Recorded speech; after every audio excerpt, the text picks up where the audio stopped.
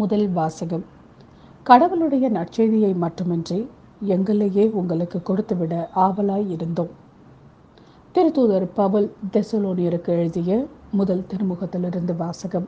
அதிகாரம் 2, திருவசனங்கள் 1 முதல் 8 வரை. சகோதரர் சகோதரிகளே, நாங்கள் உங்களிடம் வந்த நோக்கம் வீணாகவில்லை என்பது உங்களுக்கே தெரியும். உங்களிடம் வரும் முன்பே பிலிப்பு நகரில் நாங்கள் துன்புற்றோம், இழிவாக நடத்தப்பட்டோம் என்பது உங்களுக்கு தெரியும்.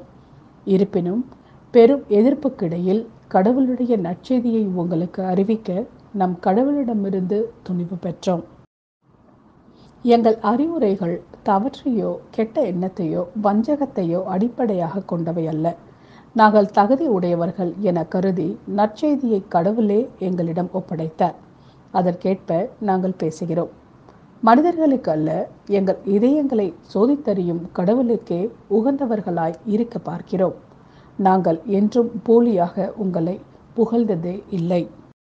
இது உங்களுக்கு தெரிந்ததே.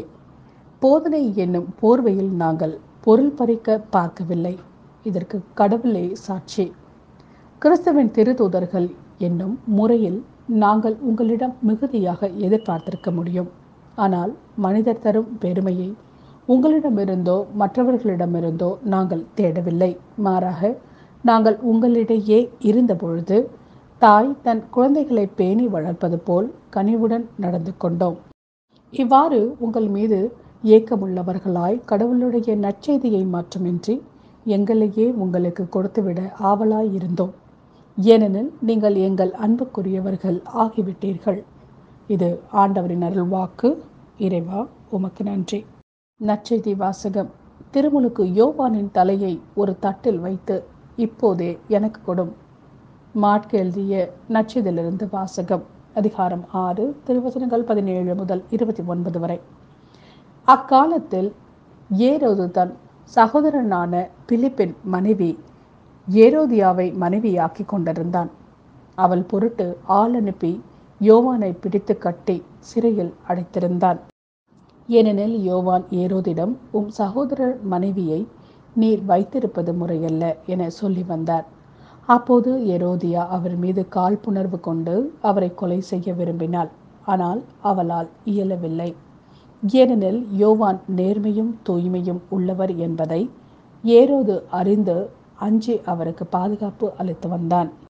ஒரு நாள் ஏரோதியாவுக்கு நல்ல வாய்ப்பு ஒன்று கிடைத்தது.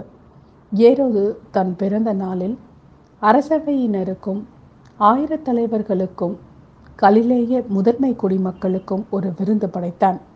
அப்பொழுது ஏரோதியாவின் மகள் உள்ளே வந்து நடனமாடி ஏரோதையும் விருந்தினரையும் அகமகிழ செய்தாள்.